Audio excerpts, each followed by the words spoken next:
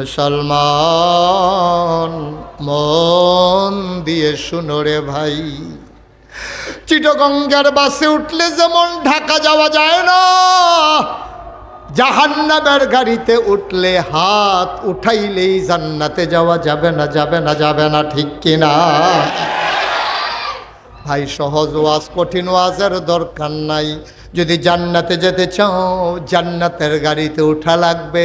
ঢাকা যাইতে চাও তাইলে আগে দেখবা ইঞ্জিন কোন দিকে। ইঞ্জিন যদি ঢাকার দিকে হয় উঠে যাইও, চিটাগঙ্গের দিকে ইঞ্জিন আছে, উঠলে যেমন ঢাকা যাওয়া যাবে না। আমরা উঠে গেছি জাহান্নামের গাড়িতে, যেতে চাই জান্নাতে, ঠিক কিনা? আমাদের সব জায়গায় হলো জাহান্নামী কাজ। আপনি ঘুমের তো উঠলে শুরু হয় জাহান্নামী কাজ। ঘুমের তো উঠতে সেইটা আপনি মেসওয়াক বিচারবেন। নবীজির সুন্নাহ হইলো আপনি ঘুমের তো উঠটা এই যে শাহাদাত আঙ্গুলটারে বেহা করিয়া এমনি চোখ কষালন দিবেন। তাহলে সারা রাজ্যে ঘুমাইছেন, চোখের ভিতরে যে আবজা টাবজা পানি টানি জমছে এটা পরিষ্কার হয়ে যাবে। আস্তে করে নামবেন, এমনি ফাল দিয়া না, নাইমা সাইডা আপনি মেসওয়াক লইবেন, তারপরে ঢিলা কুলুক লইবেন। আপনি টয়লেটে যাওয়া লাগলে রাখবেন। আমরা যে খাইছ আমরা সহালে তো শুরু হয় জাহান্নাম দিয়া। ঘুমের তো উঠতে সেটা ছিলাম দেয় গেল কো কইছে পরে হেবিডি উঠতে দিছে দৌড় গেল কো যখন কইছে তার তো আবার খাইছত খারাপ, কথার লগে লাগল কাছে না পাইলে ঘুমুর খিচালে তো এই ডরে হেবিডি দৌড় দিয়া কয় কিতা গেল কো, কয় এই এখানে তো বালিশটার কান্দাতে তো রাখছিলাম। আরে কিতা কইতেন পারেন না, কই এই জায়গাটাতে তো আসছি, এই জায়গাটা। আরে এটা কিতা রাখছেন আপনি, এটা কইতেন পারেন না? কাকিস বিড়ির প্যাকেটটা।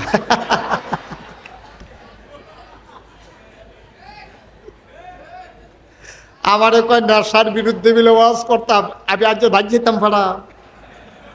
নেশার বিরুদ্ধে ওয়াজ করে কি ভাজ যাও যাবো? সহালে তো শুরু হয়েছে বিড়ি দিয়া।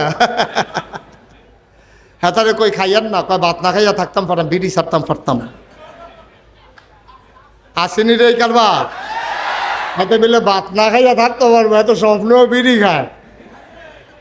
আসেনি এই কারবা? শুরু হয়েছে নেশা দিয়া। বিড়িও একটা নেশা, মদের মতো নেশা না হইলেও কম না।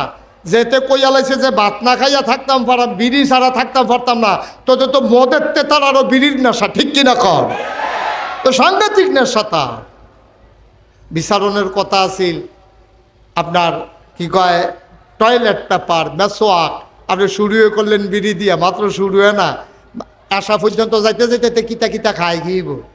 আমরা আগ্রহী আস্তে আস্তে ইনশাআল্লাহ, আল্লাহ যেন কবুল করে। সবাই পড়েন আমিন। একেবারে মন খোলা রেখে ওয়াজ শুনবেন। আপনি যদি মনে করেন যে হুজুরের সবটি ওয়াজ আমার ভাই চাইয়া করতে আছে, অক্কারে ফরসিম ফাইল ফিরা করতাম ফারাম। আমি একটা ওয়াজও আপনার ফাইল ফিরা করতেছি না। আমি ফান্ডামেন্টাল, আমি মূলনীতিগুলো আপনার কাছে বলে যাচ্ছি। এরপরেও যদি মনে করেন খাইবেন, তা আপনি আপনার বিড়ি ধরাইয়া খাইতেন কে রেখে, আপনার গুলিয়া ব্লেন্ডার করে শরবত বানাইয়া খান না। খাইবেন যখন নিয়ত করছেন, আর হগলবেলা এই আলগা টানো না, এত সময় কো এক প্যাকেট ব্লান্ডার মেশিনও দিয়ে গুঁড়া করিয়া শরবতের মতো টান দিয়ে ভিতরটা বেড়া জ্বালাই লইবেন খাইয়া, আল্লাহ যা করে। আমার কথা আছে, বলা আছে, বলতেছি। আপনি মানবেন কি মানবেন না, ওন ডিসিশন, এটা আপনার সিদ্ধান্ত। আপনি যদি মনে করেন হুজুরের কথাগুলো তো বিবেকে ধরছে, এটা করাই উচিত, এর বাইরে যাওয়া ঠিক না, তাহলে আজকে এখানে বসে নিয়ত করবেন ইনশাআল্লাহ যেদিন গেছে একেবারেই গেছে, সামনের একটা মুহূর্ত আর এইভাবে যাবে না ইনশাআল্লাহ। সবাই কোন আমিন। যে বুঝে না, চোখ থাকার পরেও যে দেখে না, কান থাকার পরেও যে শুনে না, ওরা জানোয়ারের চাইতে আরো খারাপ। নাউজুবিল্লাহ বলবেন না? আমরা আশরাফুল মখলুকাত মানুষ। আপনি খেয়াল করে দেখেছেন মানুষকে আল্লাহ এত মর্যাদা দিয়েছেন, জিনের চাইতে মানুষের মর্যাদা কম না বেশি? সবাই শুধু আমার দিকে তাকাই থাকে, ছেলেরা শুধু আমার দিকে। হ্যাঁ, মানুষের মর্যাদা জিনের চাইতে কম না বেশি? জোরে কন। ফেরেশতার চাইতে কম না বেশি? 18,000 মাখলুকাতের ভেতরে আল্লাহর পরে মাখলুকাতের ভেতরে সবচেয়ে বেশি মর্যাদা যার, তারা হলো মানুষ। সুবহানাল্লাহ বলবেন না? এলে মানুষের মর্যাদা বেশি, কিন্তু মানুষ অসহায়। আপনি দেখেন সব প্রাণীদের গায়ের সাথে একটা না একটা অস্ত্র আছে। এই যে মুরগিটা, সে যখন বাচ্চা দেয়, কোনো মানুষ যদি মুরগির বাচ্চা ধরতে যায়, সে দেখবেন তার নখ দিয়ে আঁচড় কাটে, ঠোঁট দিয়ে কামড়ে দেয়। ভয়ে অনেক বড় বড় মানুষও আমি নিজে দেখছি যে আমরা মুরগায় দৌড়ান দিছে, পরে ফাল দিয়ে গিয়ে খালো পড়ে গেছে গা, ডরে ডরে। কারণ এরা আর বাচ্চা কাচ্চা তো চিল্লান দিয়া জাগাত নাই। এই মুরগির এই লগে কিছু অস্ত্র আছে, আছে নাকি নাই? এই যে ট্যাংরা মাছটা, এইটা আপনি ধরতে গেলে এটার সাথে আল্লাহ 3টা অস্ত্র ফিট করে দিয়েছেন। শিং মাছটা, এটার ভিতরে আল্লাহ 3টা অস্ত্র ফিট করে দিয়েছেন। কিন্তু আপনি যে মানুষ, আপনার যে এত মর্যাদা, ফেরেশতার চাইতে দাম বেশি, জিনের চাইতে দাম বেশি, সমস্ত মাগলুকাত বাঘের চাইতে, শিয়ালের চাইতে, শূকরের চাইতে, সবার চাইতে মানুষের দাম বেশি, অথচ মানুষ সবচেয়ে বেশি অসহায়। আপনারে কেউ মারতে ধরলে আপনি হাতটারে লাঠি বানাইয়া ফিটাইতে শুরু করবেন, এই সুযোগ নাই। বরং যেই হাত দিছেন হেয়া তো ফিটা পড়ছে, হাত সুদ্ধা নাই। তাইলে মানুষ বড়ই অসহায়, তার সাথে কোনো অস্ত্র নাই, সে বাঁচার জন্য, আত্মরক্ষার জন্য আবার অস্ত্রের প্রয়োজন হয়। ঠিক কিনা কর? মর্যাদা বেশি কিন্তু অসহায়। আল্লাহ কোরআনুল কারীমে 30 পারায় অনেক সুন্দর করে আল্লাহ ওয়াজ করে দিয়েছেন যে যদিও তোমাদেরকে অসহায় বানিয়েছি, কিন্তু আমি তোমাদেরকে সুন্দর অবয়ব আকৃতি দিয়া বানিয়েছি। আল্লাহ বলছেন, লাকাদ খালাকনাল ইনসানা ফি আহসানি তাকওয়িম। ও জগৎপুরের মানুষ, ও তিতাসের মানুষ, দাউদকান্দি কুমিল্লার মানুষ, হোমনার মানুষ, মন দিয়ে শুনো রে ভাই। আল্লাহ কয় লাকাদ খালাকনাল ইনসানা, আমি অবশ্যই মানুষকে তৈরি করেছি ফি আহসানি তাকওয়িম, আমি তাদেরকে সুন্দর আকৃতি দিয়া, অবয়ব দিয়া, নমুনা দিয়া বানাইছি। ঠিক কিনা? আপনি মানুষের মতো সুন্দর প্রাণী একটাও পাবেন না। দেখেন, যেখানে যা দেওয়া দরকার তাই দিছে। আপনার কপালে যেখানে কপালটা দেওয়া দরকার ওই জায়গায় কপাল আছে, যেখানে চোখগুলা দেওয়া দরকার ওই জায়গায় আছে, নাকটা যেখানে দেওয়া দরকার ওখানেই আছে, মুখটা এই পর্যন্ত। আপনি একটু গবেষণা করে বলেন তো আমাকে যে হুজুর, আমার যদি 2টা চোখ 2 দিকে হইতো তাইলে আমি সুবিধা ছিল, সামনেও দেখতাম পিছেও দেখতাম। আপনি কি কারবার হইতো জানেন? সামনে দিয়েও বাঁচাইতেছে, পিছিয়ে দিয়েও বাঁচাইতেছে। আপনি কোন জায়গায় যাইবেন, জায়গাত খেলুইয়া 2 জায়গার সিফা খাইলেন হইল আপনি। কারণ ওই পিছিয়েও দেখেন আগে পড়ছে রে, সামনে দিয়েও দেখেন আগে পড়ছে রে। কি তা করুন, কি করুন, এর আগে আপনি জায়গাত নাই তো। তাইলে আল্লাহ তাবারক ওয়া তাআলা একদিকে 2টা চোখ দিয়ে দেখেন। আপনি খাইতে যাবেন না, খাইতে গেলে আপনি প্রথমে মানুষ কি যাচাই করে, খাবারের ভিতরে কোনো ময়লা টয়লা আছে কিনা দেখা লাগে। হ্যাঁ, তা এখন যদি আপনার চোখ 2টা থাকতো কপালের পিছন দিক দিয়া, মাথার পিছে, তাহলে লোকমাটা হাতে লইয়া আবার পিছে নিয়ে জিগান লাগতো কি নমুনা কিরকম, তো সোহে কইল বেশি সুবিধার না, তা আবার সামনে আনলেন। আনলে সেটা চিন্তা করলেন, তরকারিটা দিয়ে ঠান্ডা ঠান্ডা লাগে, এটা কি ভালো না বাসি, আবার নাকের কাছে নিয়ে করলেন কিরম, ডাকল না খাওয়ান যেত না, এটা গত রাত্রে জাল দিচ্ছে না, এমনি হালাই রাখছি, এটা দুর্গন্ধ হয়ে গেছে গা। কি আল্লাহ এটা? সুবহানাল্লাহ বলবেন না? জোরে বলবেন না সুবহানাল্লাহ? আল্লাহ 2টা চোখ এমন জায়গায় ফিট করেছেন, চোখের কাছে খাবার নেওয়া লাগে না, খাবার চোখের কাছে চলে আসে। তাকাইলেই দেখা যায় খাবারের ভিতরে ময়লা আছে, মাছি বসে আছে, ময়লা পড়ে আছে, আপনি খাবার এই রিজেক্ট করে দেন যে এই খাবার খাওয়া যাবে না। আবার নাকের কাছে, মুখে দেওয়ার আগে আপনি লোকমাটা আগে যায় নাকের কাছে, তারপরে যায় মুখের কাছে। মুখে দেওয়ার আগে নাক বলে দেয় সাবধান, এই খাবার খাওয়া যাবে না, এটা দুর্গন্ধ হয়ে গেছে, খাইলে তোমার সমস্যা হয়ে যাবে। আপনি চিন্তা করে দেখেন তো, আপনার হাতের নিচে যদি 2টা চোখ থাকতো, সব সময় আপনি আতালগি দিয়ে আড়ন লাগলো হইল। কি আল্লাহ এটা? কি আল্লাহ এটা? সুবহানাল্লাহ বলবেন না? এজন্য আল্লাহ বলছেন লাকাদ খালাকনাল ইনসানা ফি আহসানি তাকওয়িম, তোমাকে সুন্দর আকৃতি দিয়া বানিয়েছি। সুবহানাল্লাহ বলবেন না? মুসলমান এখানেই শেষ না, মাত্র শুরু। আবার তুমি তাকায়া দেখো, তোমারে যে মানুষ বানাইলো, তুমি তো কিচ্ছু শিখলা না আব্বা। এই প্যান্ডেলে আমরা যারা আছি, আমার সাথে সবাই বুইজা শুই না, ঠান্ডা মাথায় দেবেন, আমরা সবাই কি জান্নাতে যেতে চাই? কে কে যেতে চান একটু হাত উঠান তো দেখি। ও মাশাআল্লাহ, হ্যাঁ, যেমনি হাত উঠাইতেছে থাকলে আরো 2-3টা করে তুললই। নামান নামান, জান্নাতে যাওয়ার জন্য প্রস্তুত। হ্যাঁ, আপনি তালুকপাড়া থেকে ঢাকা যাবেন, তো আপনি মাসুম ভাইকে জিজ্ঞেস করছে, মাসুম আপনি তো নানান জায়গায় যান, আচ্ছা আমি একটু ঢাকা যাওয়া দরকার, জীবনে গেছি না, কেমনে যাইতাম? তো মাসুমে কইছে সিএনজি দিয়া যাইবেন গা বাতাকান্দি, বাতাকান্দিতে আরেকটা সিএনজি দুইটা যাইবেন গা আপনি গৌরীপুর, গৌরীপুর গিয়া রাস্তার কান্দাত খেরুই থাকবেন, বাস আইব, উঠবেন, একেবারে ডাইরেক্ট ঢাকা। এবারে রেডিমেডি হইয়া এই গেছে গৌরীপুর। কই না গেছে কথা কেন ঘুমাইলেছেন সব? নামটা তো শুধু দুপুরের পরে একটু ঘুমায়, আপনাকে এই ঘুমটা দিতে আছে। কই গেছে? তো গৌরীপুর গেলে বাসুম ভাই তো কয়ে দিয়েছে গৌরীপুর গিয়ে বাসে উঠবেন, ঢাকা যাইবেন। মানে এবার গিয়ে দেখে একটা বাস খেয়ে দিছে, লাভ দিয়ে উঠটালাইছে, বাস গেছে গা মাদাইয়া, বাস গেছে গো। কন্ট্রাক্টরে কয় ভাড়া দেন, কয় ডাহার ভাড়া কত? কয় কি আর ডাহা? এটা দিয়ে সিটাকাইঙ্গা বাস উঠটা বইয়া দিয়েছেন, ডাহা কিতা? কয় মাসুমে আমার লোক এই কামটা করণটা ভালো হয়েছে। মাসুমে দিয়ে আমারে কইলো বাসে উঠলে ডাহা যাই গ্যাম, তোমরা দিয়ে আমার মাদাইয়া লই আইসু সিটাকাং যাইবা গা, কি কারবার? কয় বাসের মাথা কোন ফেল চাইতেন না? বাসে উঠলে যাওয়া যাবে, বাসের মাথা কোন দিকে যাওয়া যেত না? আপনি সিটাকাঙ্গা বাসে উঠলে ঢাকা যাওয়া যাবে। মুসলমান মন দিয়ে শুনো রে ভাই, চিটাগঙ্গার বাসে উঠলে যেমন ঢাকা যাওয়া যায় না, জাহান্নামের গাড়িতে উঠলে হাত উঠাইলেই জান্নাতে যাওয়া যাবে না, যাবে না, যাবে না, ঠিক কিনা? ভাই সহজ ওয়াজ, কঠিন ওয়াজের দরকার নাই। যদি জান্নাতে যেতে চাও জান্নাতের গাড়িতে উঠা লাগবে। ঢাকা যাইতে চাও তাইলে আগে দেখবা ইঞ্জিন কোন দিকে, ইঞ্জিন যদি ঢাকার দিকে হয় উঠে যাইও, চিটাগঙ্গের দিকে ইঞ্জিন আছে, উঠলে যেমন ঢাকা যাওয়া যাবে না। আমরা উঠে গেছি জাহান্নামের গাড়িতে, যেতে চাই জান্নাতে, ঠিক কিনা? আমাদের সব জায়গা হইলো জাহান্নামী কাজ। আপনি ঘুমেতে উঠলে শুরু হয় জাহান্নামী কাজ। ঘুমেতে উঠতে সেইটা আপনি মেসওয়াক বিচারবেন। নবীজির সুন্নাহ হইল আপনি ঘুমেতে উঠটা এই যে শাহাদাত আঙ্গুলটারে বেহা করিয়া এমনি চোখ কষালন দিবেন। তাহলে সারা রাজ্যে ঘুমাইছেন, চোখের ভিতরে যে আবজা টাবজা পানি টানি জমছে এটা পরিষ্কার হয়ে যাবে।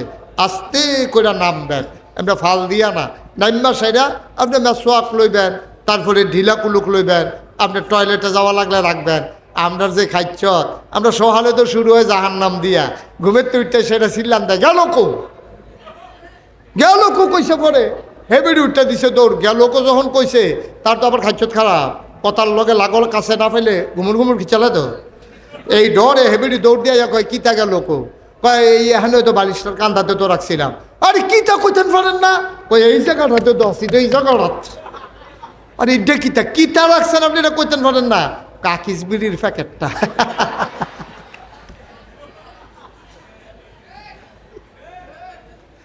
আমারে কয় নেশার বিরুদ্ধে মিলে ওয়াজ করতাম, আমি আজ বাজ যেতাম ভাড়া। নেশার বিরুদ্ধে ওয়াজ করে কি বাজ যাও যাবো? সহালে তো শুরু হয়েছে বিড়ি দিয়া। হেতারে কই খাইয়ান না, কয় ভাত না খাইয়া থাকতাম পারতাম, বিড়ি ছাড়তাম পারতাম। আসেনি রে কারবা হাতে মিলে ভাত না খাইয়া থাকতে পারবো, এত স্বপ্নও বিড়ি খায়। আসেনি এই কারবা? শুরু হয়েছে নেশা দিয়া। বিড়িও একটা নেশা, মদের মতো নেশা না হইলেও কম না।